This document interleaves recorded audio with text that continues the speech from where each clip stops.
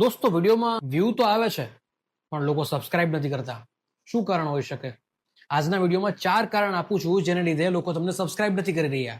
સૌથી પહેલું કારણ, ટ્રાવેલના પણ વિડીયો નાખો છો, ટેકનોલોજીના પણ વિડીયો નાખો છો, તો ક્યાંથી તમે ગ્રો થઈ શકશો? ક્યાંથી લોકો તમને સબસ્ક્રાઇબ કરશે? લોકો કન્ફ્યુઝ છે કે આ ચેનલ કયા પ્રકારની છે. મતલબ કે કોન્ટેન્ટની નીચ ફિક્સ નથી, તો કોન્ટેન્ટની નીચ જે છે એ ફિક્સ રાખવાની છે.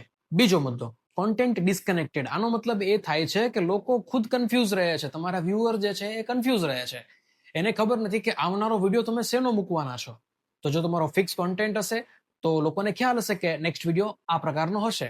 સાથે સાથે જ જેવો તમારો વિડીયો પૂરો થાય, વિડીયોના અંતમાં તમે જણાવો કે નેક્સ્ટ વિડીયો તમે શેનો બનાવવાનો છો, જેથી કરીને લોકોનું એન્ગેજમેન્ટ વધી જશે અને લોકો તમને સબસ્ક્રાઇબ કરશે.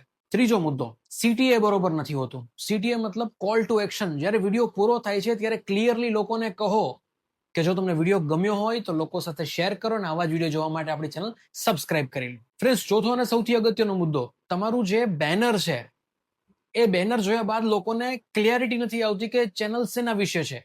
તમારું એબાઉટ સેક્શન જે છે, જે સૌથી અગત્યનું છે, એબાઉટ સેક્શન પણ ખાલી છે, એમાં પણ તમે કશું એડ નથી કરેલું.